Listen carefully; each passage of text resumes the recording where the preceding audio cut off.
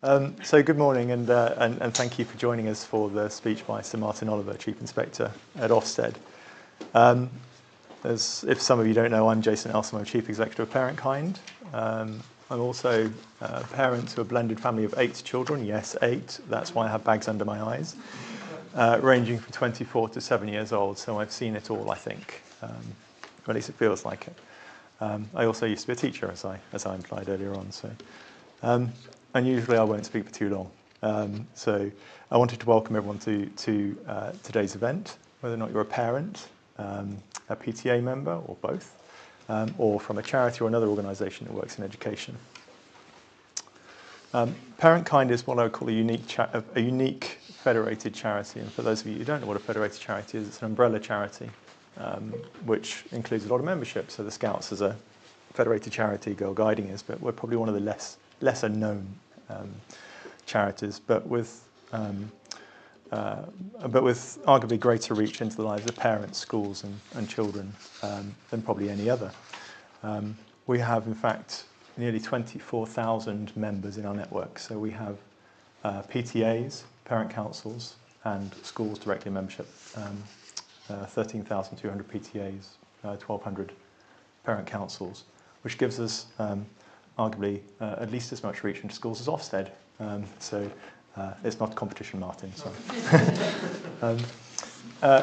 Research indicates that parent groups collectively raise up to 190 million a year for schools, which is obviously an incredible number that most people didn't realise, and neither did I when I joined Parentkind.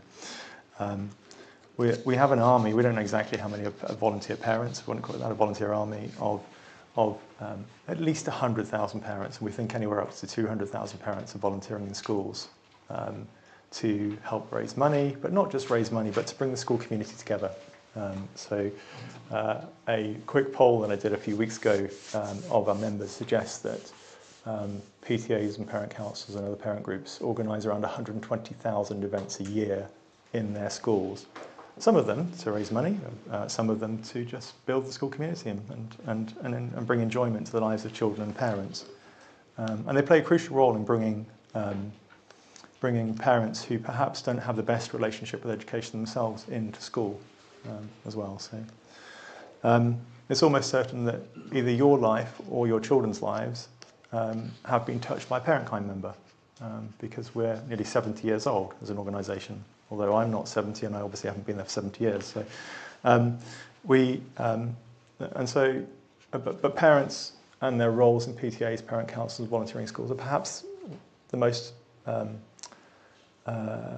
underappreciated group of volunteers in the education system. They, as my wife is a chair of a parent of a PTA, and often asks me to, for some reason, I don't know, volunteer as well. We find that it impedes on our family life. That's just what we do, but we do it for everyone, right? So we do it for our children, we do it for the children of others, and we do it for the children and also for the teachers themselves in the school more broadly. Politically or indeed apolitically, Parentkind advocates on behalf of parents, and increasingly so over the last couple of years. We're proud to be the voice of parents in many arenas, and particularly in policy, where we've had received incredible engagement from the current government and also from Ofsted in recent months as well. So we publish regular research, as you may have read some of that, and a couple of years ago we launched the first national parent survey, which is probably, in the 2 iterations, has probably been downloaded and read, or at least downloaded, at least I can tell you that much, but probably about 14,000 times by 14,000 different people. So it has been picked up across different Department for Educations, because we also issue national parent surveys for England, Wales, Northern Ireland and Scotland. We're delighted today to welcome Sir Martyn Oliver to make his first big speech on parents and their role in education and why he believes they're important as he works to reshape the work of Ofsted. As we probably all know, Ofsted's rarely out of the news, but we know that parents want good quality information on what's happening in their children's schools. And we also know that parents are the missing piece of the education jigsaw. different measures indicate that children spend just 10% or so of their time in a classroom. Other research indicates that good and effective parental engagement adds the equivalent of up to, or between 2 and 3 years of additional education to a child's outcomes. So it's hard to ignore that impact, and we're really pleased to see Ofsted have included parents, or mentioned parents 8 times, and include them in measures across many key areas of the proposed report card and measures. So, before I hand over to Sir Martyn, I'd like to thank him for choosing Parentkind to host his first big speech on parents. However, whatever your views on Ofsted, most people have a view. There's no denying the speed at which Sir Martyn has moved to help address some of the issues that we faced, I think, with lack of parental engagement in school inspections just 18 months or 2 years ago, when I sat in front of the Education Select Committee and cited that our research indicated just 8% of parents looked at the Ofsted report of the school when they chose the school for their children, certainly within the top 3. Sir Martyn took over Ofsted at a time of controversy, we know that. He moved quickly, he launched the Big Listen, which was, I think, a great move to start off with. You don't come in and start making decisions when you move to an organisation that was arguably, I should say, in a period of crisis. And we as Parentkind welcome his very proactive approach to engage with us since we started looking at since the Ofsted and the Department for Education started to focus in on school inspection last year. I'll hand over to Sir Martyn in a moment. We have a few questions from our members that I'm going to then ask after Martyn's said a few words. And then I have a question that I cheekily am going to insert because that's my prerogative. and then we're going to open up to the floor to questions as well, and someone I'm sure will poke a microphone in your face. So thank you, Sir Martyn. With you.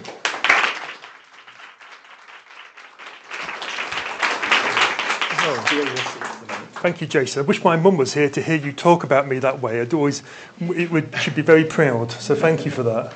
So look, thank you to Jason, thank you to everyone if you're here in the room or online. It's really wonderful to be here, and I want to thank Parentkind for this opportunity and for all the work that you do. It's always fantastic to speak directly to parents and to carers. So it's important that you're involved in the dialogue around education, that your voices and the voices of your children are heard. I know from my time as a teacher, a head, a multi-academy trust leader, and now His Majesty's Chief Inspector at Ofsted, that education works best when children, families and schools all work together. Education is a team sport, and you need every member of the team to be pulling in the same direction. I saw this in my time as an art teacher, if you can believe. I loved my job. I loved being able to see the impact that education can have on an individual child. You do all that you can to pass on knowledge and skills, but you also want to light a fire in children so that they can enjoy and keep learning throughout their entire lives. Now, teachers do this remarkable work every single day. But it's in these roles that you also see the limitations of what can be achieved if something is wrong in the child's home life and it isn't working. Now, my biggest fear as a head teacher wasn't Ofsted, nor was it the responsibility of the actual job itself. It was the fear that there will be, a child in one of my schools whose needs weren't being met, and that they wouldn't go on to have the remarkable impact on society that they could have had. Imagine a child not able to attend a PE enrichment and misses out on a sport which they might have excelled at and perhaps even gone on to represent their country in, or a child not taking the right exam option and not going to make a breakthrough discovery in that field. These are the real world and long-lasting consequences of what happens in education. I saw it again when I became a head of sixth form, which is another wonderful role, helping prepare young people for the world. But again, it only worked if the child and the family are also active participants in education and that progression. Now, in my first school, I stayed and taught art for 7 years, and I was really fortunate enough to be given a few classes who I could see through from year 7 all the way through taking their first GCSEs to the A-level class, first A-level classes in that school when they got to year 12. And seeing one generation through school from start to finish, secondary school from start to finish, and working with both the children and their parents as they flourished at that GCSE and A-level art before going on to university and having really successful careers, some of them, is incredibly powerful and satisfying as a career. The open and honest dialogue and the relationship with parents was critical each and every step of the way. And I saw it as a head teacher. In that role, you're working not just for the community within the school gates, but also the community outside those gates. You need to make sure that the children in the school are getting all the education and the opportunities that they can. But you also need to be heavily invested in what happens before they arrive and when they've left and leave school at the end of the day. In some cases, you need to understand why they're not coming in the first place. You need to support the aspirations of children and also the aspirations of parents and carers.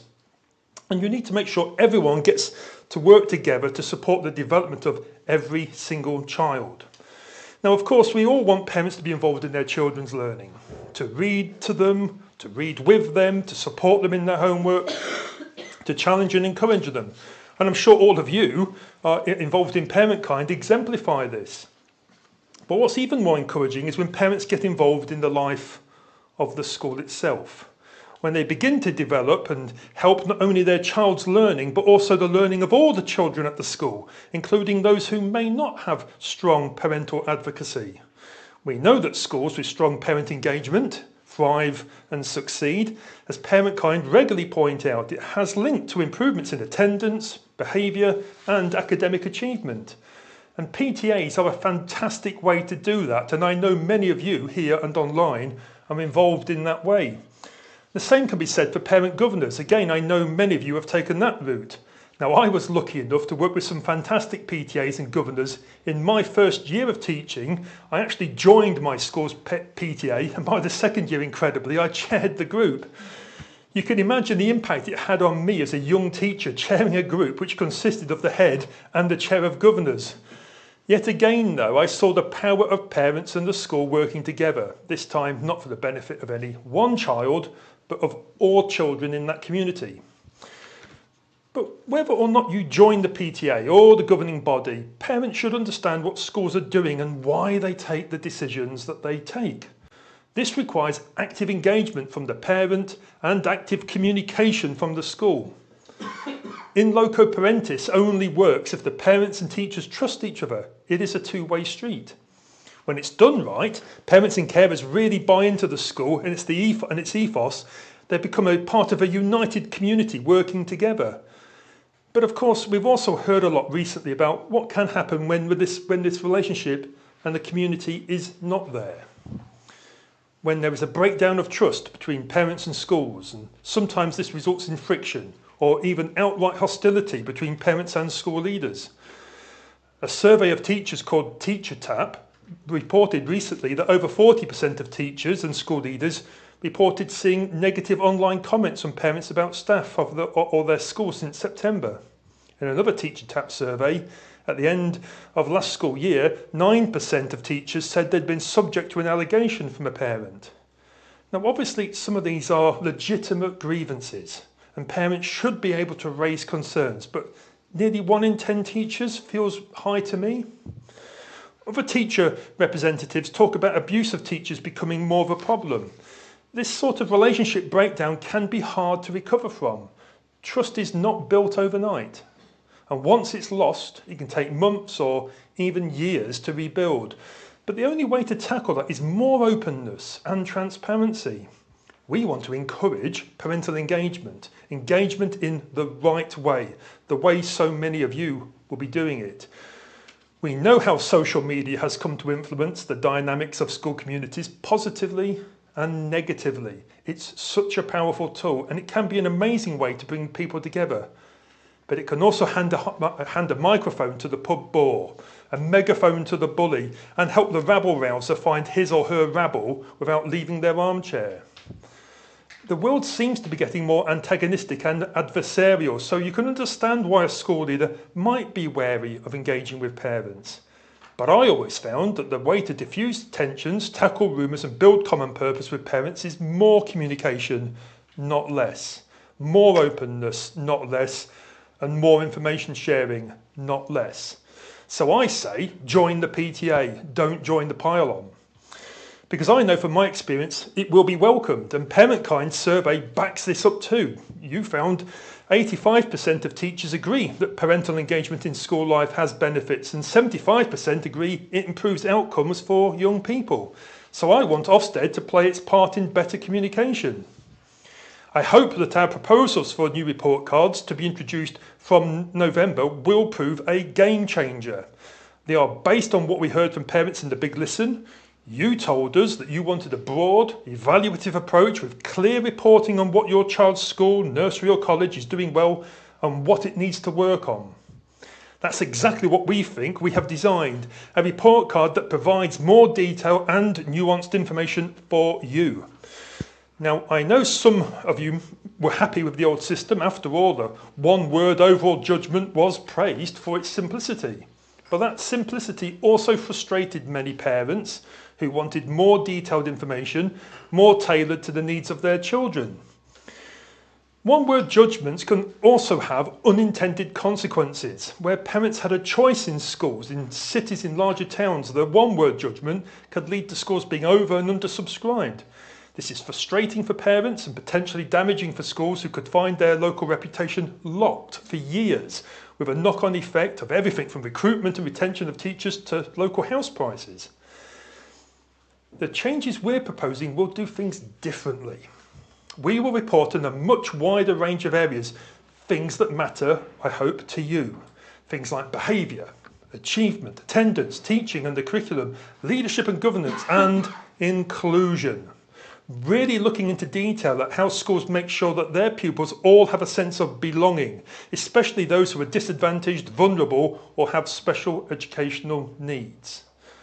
For each area, you will be able to see a clear grade and a description of what we found when we inspected the school. Report cards will help give a more balanced picture of schools, because the best schools aren't perfect and have areas they could do better, and schools which might be seen as weaker will have aspects of their work which they do really well. In that way, a school's report card will be much closer to a child's school report. Going back to my art teacher days, the one-word grade paints a monochrome picture of a school, and now we want to paint it in colour.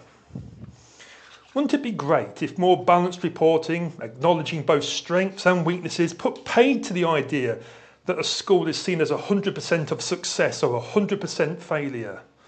And instead, parents had the information that they needed to choose schools based on the specific things that they thought were most important to their children. Somewhere with great standards for behaviour. Somewhere with exceptional support for children with special educational needs or disabilities.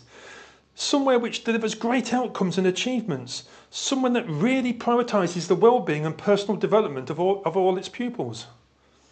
Now, parents and carers will be able to see how local schools perform on these. They might change the way that schools are seen by communities and change established patterns of school applications. But I know for many of you, particularly if you live outside of cities, there really isn't much choice between schools. I still think more detailed information will really help you. You'll be able to see what's working well and what needs attention at your local school. And I believe that this level of information will help inform a better, more constructive conversation between school leaders and their communities to address some of those tensions I spoke about a few minutes ago.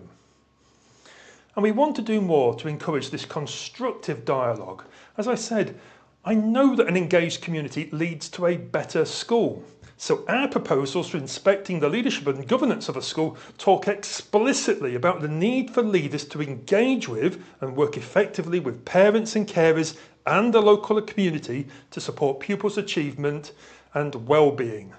That's a direct quote from the School Inspection Toolkit. I know this is something that Parentkind has welcomed.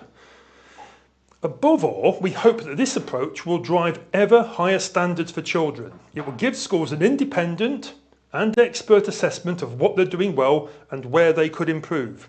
It will validate, assure and celebrate their hard work and shine a spotlight on where they can do even better. And it will help you as parents meaningfully engage with school on the issues that need attention. Sometimes it may validate your concerns, other times it may reassure you that an individual experience is not the norm. It will also help the government better target support where it's needed by reporting specifically on topics like attendance or behaviour. We can help government decide where and when to provide expert assistance to those who need it most. And we also want to help schools, as well as nurseries and further education colleges, to see which of their peers are really blazing a trail through our new exemplary grade. So we will highlight some of the best national examples of where schools are doing something truly exceptional. Of course, what I've set out today are our proposals. They are not set in stone. Our consultation on a new way of inspecting is open until the 28th of April and it's on our website, gov.uk/Ofsted. Please read the proposals and give us each and every one of your views. I know there are things that we could do better, things that we could refine, but we are encouraged that parents seem to support the broad approach that we have set out. We recently commissioned independent research from YouGov. They polled parents on our proposed report cards and have just shared the results with us. Almost 7 out of 10 parents surveyed said they preferred the new look report card to our current inspection reports. Just 15% said they preferred the old system. Nearly 9 in 10 parents said the report cards are easy to understand. 84% thought that the colour coding we proposed to use in the reports is helpful. And it's worth adding that 2/3 of parents said they support Ofsted continuing to grade schools. Now that is important as grading does come in for some criticism. But parents are consistent. They told us in the big listen they wanted it, and they've told us again in this new survey. It's great to see this level of support, but obviously we need a system that works for everyone. It needs to work for you as parents, but most importantly it needs to work for children. But it also needs to work for those working in schools and nurseries and colleges. Sometimes that's a balancing act, but I do not see the two as in opposition. After all, you and your children want happy teachers. You don't want to see high turnover any more than leaders do. And you want schools to be able to focus on what really matters and provide the best possible education. So we've tried to design a system that does just that drives higher standards for children, that improves reporting for you, and enables engagement for you, and reduces pressure on working in education. So it's really important that we capture parents' opinions in the consultation. So thank you for all of you that have already taken part, and thank you in advance if you plan to do so. And I'd just like to end by recognising the incredible work again so many of you do as PTA members or parent governors. Thank you for supporting schools, for contributing to your communities, and for improving the education prospects not just of your own children, but of all the children in your neighbourhoods. So thank you, for all the work that you do. It's so important, and it's been a pleasure talking to you. Thank you.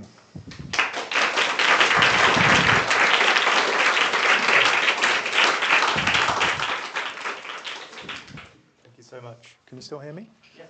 Oh, great. Okay. I will speak in the voice of the people that ask the questions because the way they are worded. So, Sarah asks, what are your thoughts on the current way Ofsted surveys parents during inspection? I just feel it's a wasted opportunity where you could get more accurate feedback from an improved survey. Yeah, well, thanks to Sarah for that question. So, I agree. And that's actually why I've commissioned a piece of work to actually look at parent surveys. I don't think that they are telling us the right kind of information at the moment. So we want to work with expert consultants and then check with organisations like yours, Jason, as I was saying earlier, to make sure that we're actually getting the right information from parents that help inform our inspection survey. It also bothers me that in a school it's a once every 4-year event, in a nursery it's a once every 6-year event, and I think we need to be far more regular in hearing that communication. And there is a balance, as I said, though, about getting good informed information, but parents working directly with their schools if they've got concerns, rather than coming straight to Ofsted too. Yeah, great. We were discussing earlier on about the complexity of knowing who you report your concerns to. It's not always Ofsted, which is a surprise to many parents. Deborah asks, will schools be graded on their SEN provision? And how will this ensure that children stay in mainstream education? Yeah, so thanks, Deborah, for that one. So importantly, one of the areas I was most keen on, because I've always had this thought that if you get it right for the most disadvantaged and vulnerable, you get it right for everyone. And interestingly, we've now just proved that with some data that that's actually a fact. There's only 0.1% of secondary schools where they got it right for disadvantaged, but they weren't getting it right for everyone else. And even those schools are doing well for their disadvantaged communities. So I've written a very specific report toolkit on inclusion, and it's threaded through every single element. And SEND children are at the heart of that, and they're mentioned constantly throughout our toolkit. But crucially, I talk about vulnerability and disadvantage. Now, whether that's the right phrase, I don't know still, but I was deliberately being provocative, because if you just focus on disadvantage, people tend to fall into the trap of just socio-economic disadvantage, pupil premium, free school meals. But children can be vulnerable or disadvantaged for very small parts of their childhood or enduringly throughout their childhood. And it can be as a young carer, it might be because there's been a bereavement in the family, it might be because you've got a diagnosed special educational need or disability. And we want to see schools working for everyone. Now, really encouragingly, and this is for all of the interest in Ofsted and the power of this office, even though we're still talking about doing something, not actually doing it at the moment, just talking about doing something, I've had reported back to me from local authority chief executives and from directors of children's services that they're already seeing the system rush to be more inclusive, opening more resource bases, trying to think about how they can respond to Ofsted's challenge to develop more belonging for all children in mainstream education. But I also think there's a big part here. You said it wasn't a competition between us, it isn't. But Ofsted doesn't just inspect the 22,500 schools. We've got 92,000 providers, from local authorities to children's homes, nurseries, colleges, and everything in between. And Ofsted, I think, has been guilty in the past of focusing on what it's like to be a child in that setting or in that remit. So we report on that school and then we say, this is what schools are like. But your parents, your child is born and moves through the system. So you're going through in early years into primary, into secondary, into colleges. You might access special educational needs. If your child's become vulnerable, they might become looked after at some point in the system. Ofsted is enduringly there throughout all of that. And that's why, alongside what it's like to be a child in the school, in our new report card, I also want to talk about what it's like to be a child in the area in which you live, and give parents far better information about the other schools around them, the alternative provision, the special schools. I think that's absolutely crucial. So Deborah's spot on, and we intend to make it a big part of this report. Great, thank you. Sharon asks, parents' interest and involvement in their children's learning is consistently associated with positive outcomes for children of all ages. With this in mind, why is there no focus on parental involvement in the Ofsted framework?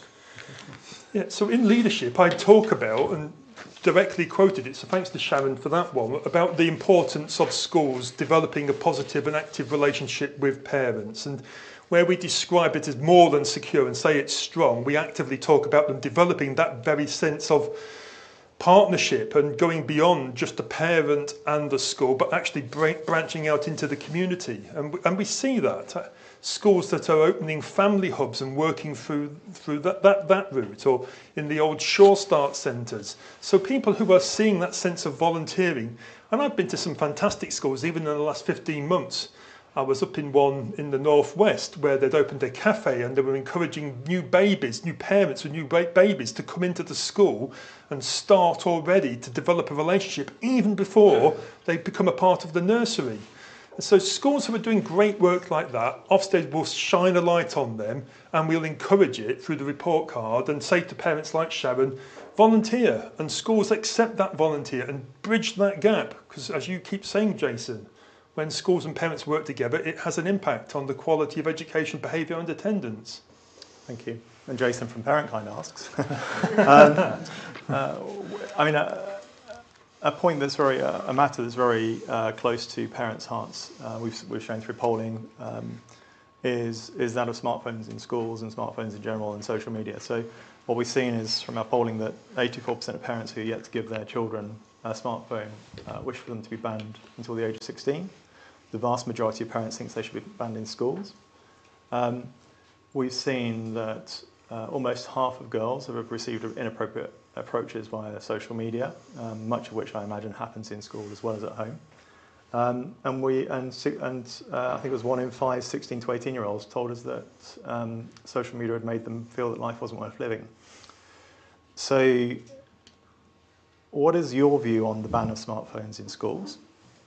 And is there a role for Ofsted in making sure that that happens from a safeguarding perspective? Okay, well, thanks, Jason.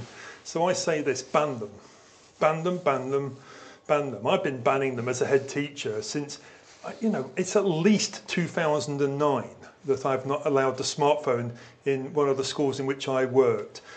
Parents, such head teachers already have the power to ban them, and they should ban them, and they should know that government, I firmly believe from their statements, but Ofsted will support schools in banning phones. And I think you're absolutely right. A smartphone in your pocket or a smartwatch, child in their developing brains don't need to be bombarded by non-human algorithms that might be preying upon them, trying to grab their attention. It's harmful and it's damaging. So I do believe they should be banned, and Ofsted, through its behaviour, will challenge schools to focus on how are you supporting children's development and managing behaviour. And you want to know that in terms of safeguarding, that, for example, you mentioned about seeing things online in school, well, schools should have powerful firewalls that stop that, and leaders should be aware of that. So they should know that Ofsted will support head teachers to ban phones, and I've been doing it for an awful long time. And in fact, I was even part of an organisation which was having a smart-free phone, and there were many badges around the country that still have those on their websites. So I'm with you, ban them. Thank you. Right. Hot off that, questions to the floor, please. So have we got somebody with a mic, or we do? We have a roving Warren. Great, over here, thank you.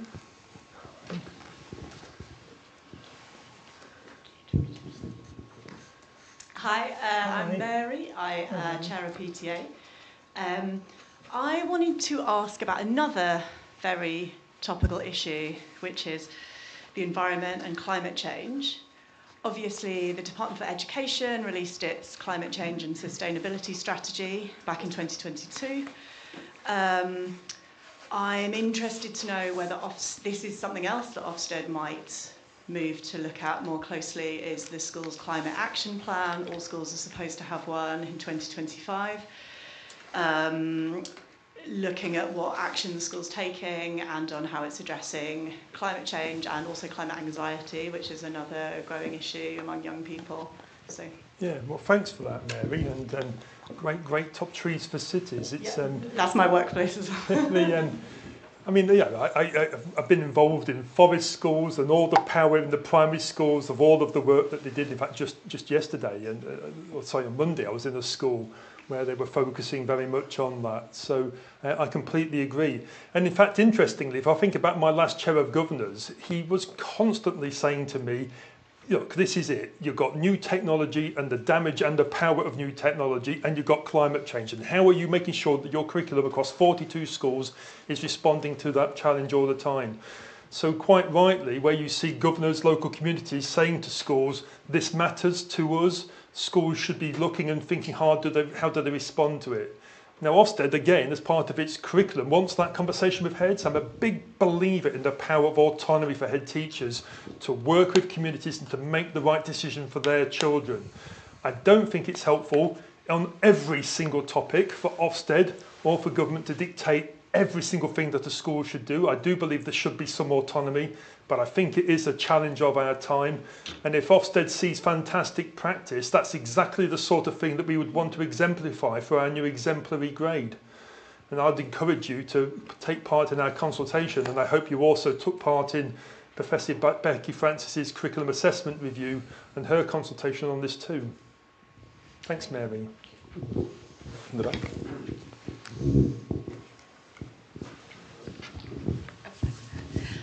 Hi, thanks for that. I was wondering, following your comments on smartphones, and you were saying that schools ought to ban them. Do you think there is a role for Ofsted or the government in sort of going further than just supporting that and actually actively encouraging it or enforcing it? So, well, the government question is a question for government. That's one for them to answer. From an Ofsted perspective, I would certainly support head teachers who take the tough decision to ban phones. And it can feel tough. I mean, I've walked into, I can't remember exactly how many special measures schools in utter chaos, but it's an awful lot. And some of them you could easily describe as in some of the most challenging circumstances in the entire country when I went in to sponsor them. And there were phones rife everywhere. And within those schools, within days of banning phones, and as hard as that is initially, you get an immediate sense of calmness across the school. So I would always support heads to take on that tough decision. Now, a crucial part of Ofsted's toolkit, the way that I've absolutely written almost every single aspect of every single line against the secure grade that we propose, is to take the statutory or professional guidance that schools get from government. So if government were to adopt that approach, it would appear in our behaviour or in our leadership toolkit. I think it's crucial that Ofsted don't ask schools to do beyond what the government asks them to do, but I would absolutely support head teachers to take that tough decision, even if it led to a spike in behaviour, for example, in the first instance, because I've seen the benefit 41, 42 different times from doing it, and I've seen it thousands of times across the country. And as I said, I think I've been doing this since, I'm going to say 2009, but I think I've been banning them for an awful lot longer before that. I think there were bricks before when I started banning them, let alone smartphones. So thank you. Thank you. Hello, I'm Lydia Chandler-Hicks from Schools Week. I know that ASCL this week raised some concerns about the proposed 5-point grading system. It says that rather than reducing pressure for schools and teachers, it feels might do the opposite, and it put forward its own proposal for a 3-point grading system. And I just wondered what you make of that proposal kind of idea. Yeah, I'm really pleased when we get constructive feedback from anyone. It's something that we can really engage in and then have a proper good constructive conversation about. So I'm looking forward to really getting into the depths of that conversation with ASCL and their General Secretary, and I'm meeting the General Secretaries tomorrow, for example, to have this conversation. And what matters is we want this system to be fairer. We want it to be fairer to schools, but crucially, we want it to give the information that parents and carers told us that they want. And at the moment, parents and carers are quite clear, we believe, and we shall see, and Parentkind will help us, I hope, achieve this.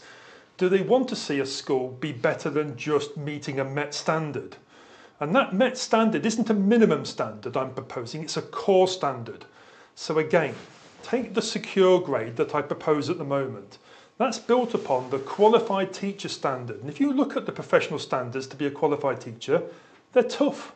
There's 2 parts to them, Part A and Part B. And Part A is really long and it's really demanding. But every single teacher in this country who qualified at QTS has already met that standard. That's how they got their QTS. And I propose that we check that that standard maintains. The standard to be a head teacher is demanding, and I propose that we check that that remains. If you look at behaviour, for example, we've talked about that a lot, there are 2 main guidance to behaviour. There's a statutory legal guidance on suspensions and exclusions. I propose that Ofsted checks that schools are following that. And then there's non-statutory guidance on how you manage behaviour well in schools. And again, I propose that Ofsted checks how well schools are doing that. And that's the same for every single area. And I think it's important that once we've gotten to that core standard and we've been able to give parents the assurance that your child's going to a school who's met that core standard, parents are telling me they also want to know who's better than that, who's gone beyond, who's doing more. Now, I think there's work that we can do to assure people on consistency.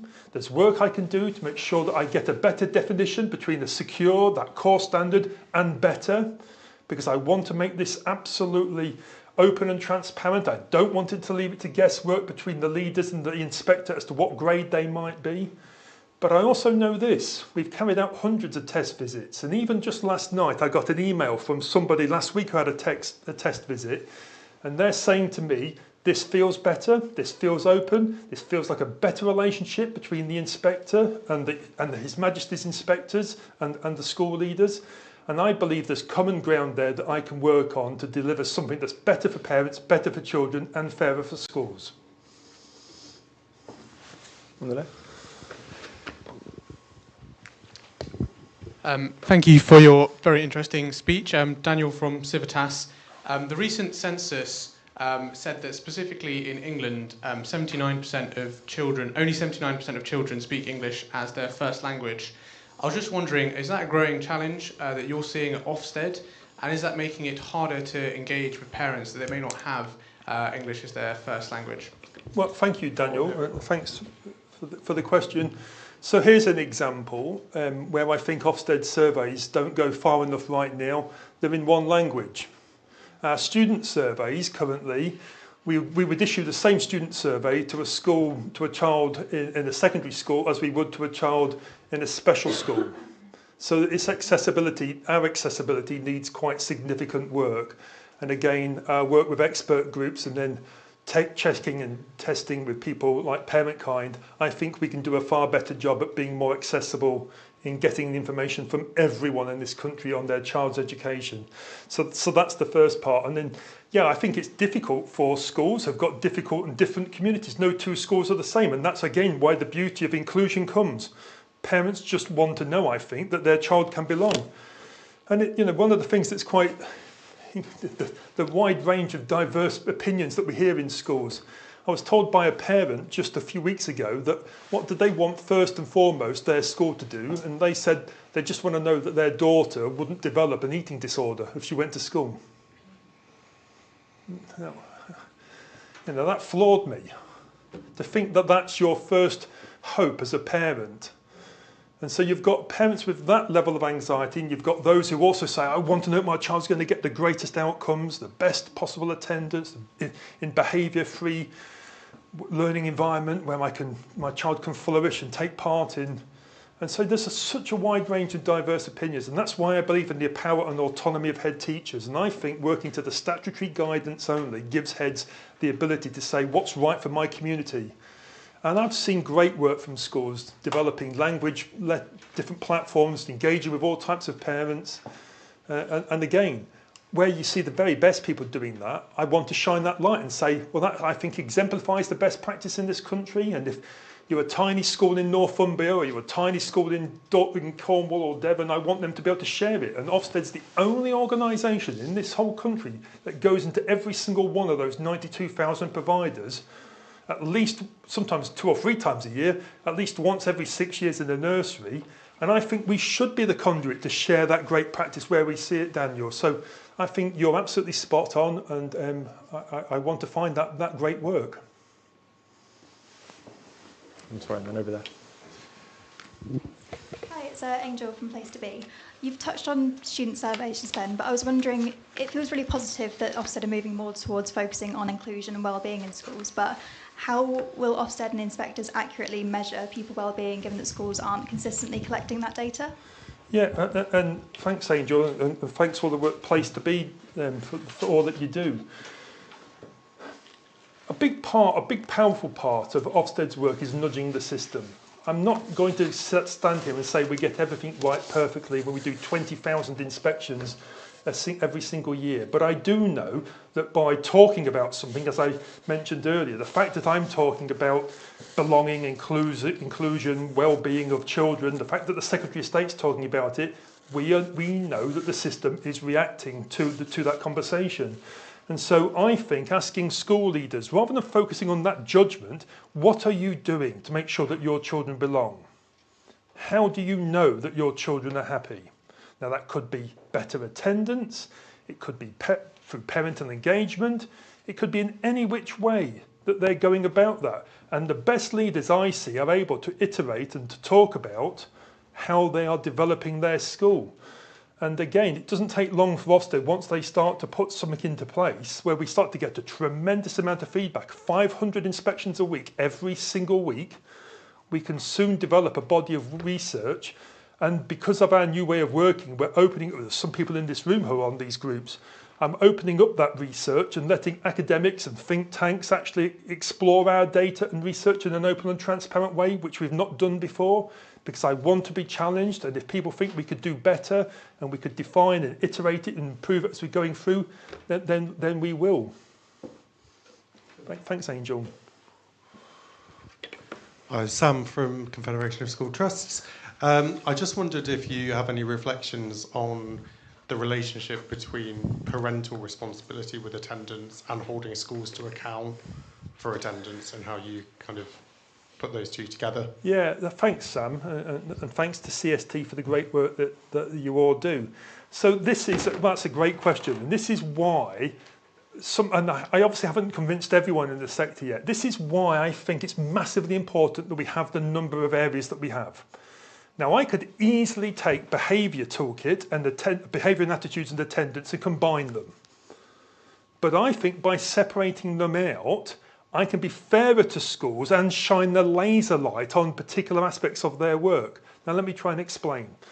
In behaviour, a child comes into your school and your systems, your processes, the way you manage that child who's come through the school gate is relatively in your control. Of course, they're coming with all of the things that they bring into that school gate, but nonetheless, from the second they arrive at that school gate, your actions now take place as the leader. But with attendance, you've got to get that child to the gate in the first place. And I think it's important that Ofsted can distinguish between what are you doing once a child's crossed the threshold to manage that child's behaviour, to what are you doing to promote good attendance, and how are you reaching out to those who haven't even gotten to the school gate in the first place. And now imagine this. If I get that bit right, and then imagine that you went up in a helicopter and you looked down on the area where you live and you saw all of the nurseries, all of the schools, primaries and secondaries and colleges, and you could see collectively how is that area managing behaviour? How is that area managing attendance? If there were issues, let's imagine, with attendance being managed in one particular area, might not that be the place that government should direct its policy and systems to support that area? Might not that be where an attendance hub is required? Might not that be where expert attendance is needed? Might not that be the area where the local authority perhaps needs to do more with education welfare officers to work with schools? I think our report cards can better help parents be informed about their school, but it can help better the government be informed about where to place its resource and its finance. And that's the point about keeping things separate. I think it allows fairer keeping them separate, combining them. Then you might have a school which is doing great work with its behaviour, but the attendance is very difficult and challenging, and now Ofsted has to somehow decide of those a relatively weaker grade and a strong grade, where does that then fit? And then that I think is unfair. So I get the challenge that people have with the number of areas, but I fundamentally believe, and when I've been out on test visits, head teachers can see that separating them out allows us to put a laser light rather than a floodlight, and then we can start to work out, well, what is going on? And was that a problem for your school, or is it a problem for this entire community? Are there other schools? What's the primary school feeders' attendance like compared to the secondary school's attendance? If they're both difficult, that says something. If primary's attendance is excellent and the secondary's attendance is awful, perhaps that says something else. And again, that's what Ofsted needs to be more intelligent in how we look at that work. And that's why I want to keep things as focused as I possibly can. Thanks, Sam. We had one question in that row over there. Is that, no? Okay. Last question there, and I think, sorry, the front here, please. I'm Arabella from Health Professionals for Safer Screens, so you can see where I'm coming from already. But I'd like to say thank you very much for your clarity, Sir Martyn, on smartphones in schools. And I'd like to take it back a little bit earlier into early years and primary. And as we're discovering through so much research evidence and clinical evidence that our members are finding, the implications of sitting on screens and tech all day, from eyesight to attention to developmental and speech and language issues.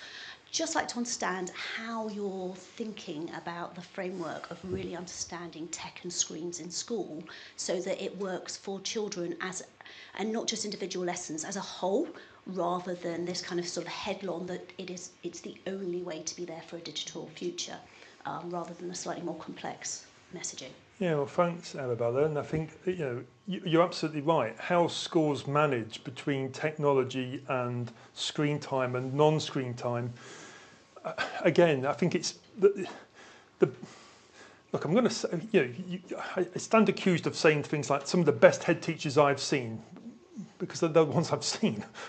I haven't seen the ones I haven't seen. So I can only talk about the experience that we have. The best head teachers I've seen recognise that the power of traditional learning and getting good core knowledge is massively important. And they don't go to a screen for a screen's sake. Sometimes it can seem as an easy way to actually pass on the lesson, but if it's not always the best. And often it's very resource intensive. Too much time people spend turning on an iPad or other forms of tablet available. And it might take 2 or 3 minutes for the thing to actually turn on, for the child to log in, and a 55-minute, 1 hour lesson, before you know it, 5-10 minutes have been lost. The best head teachers are on top of all of this, and they see that, and they just make sure that they're maximising every minute of a child's learning. You would hope that heads think hard about the day that a child's got and the proportion of time they're spending on a screen, but there are no two ways about it. We're in a technological age, and the power of artificial intelligence is both incredible and incredibly scary. And schools can't be blind to it, just as it can't be blind to the challenges of climate change, as we said earlier. So I think that the best heads look holistically at a broad and balanced curriculum. And, I'm an art teacher. My last paintings have all been done on an iPad. But you still can't beat the fact that I want to get my hands dirty on a potter's wheel and throw it into a kiln. You can't do that on an iPad. Thank you. Right, so it was an interesting parallel. As Sir Martyn was talking, I was watching 10 people in the front 3 rows scribbling away on a notepad instead of on an iPad, which would have 15 years ago we would have seen everyone get their iPads out and show off.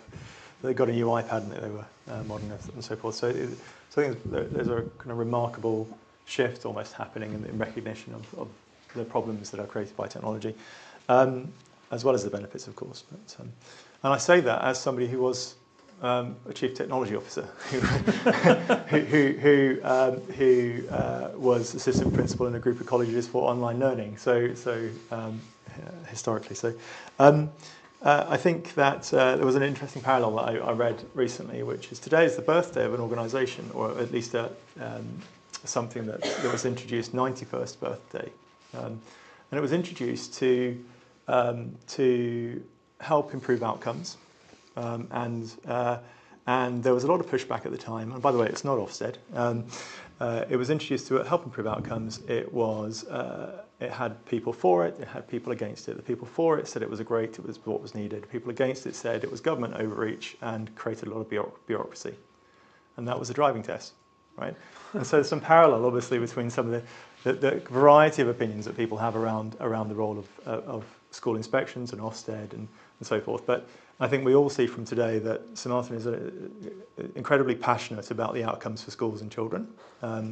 And values the role of parents. So I very much appreciate that. Parents will always play an important role in educational debates, and at Parentkind we're increasingly making sure that they have that voice. So we've scattered a few people around the room from Parentkind. If you want to have a chat with any of those, or anyone, Sir Martyn maybe, or can grab him if he disappears out the door. And if you want to donate to our charity, feel free to approach me afterwards. So, I put that in every speech. So thank you very much. Thank you, Sir Martyn. I really appreciate it.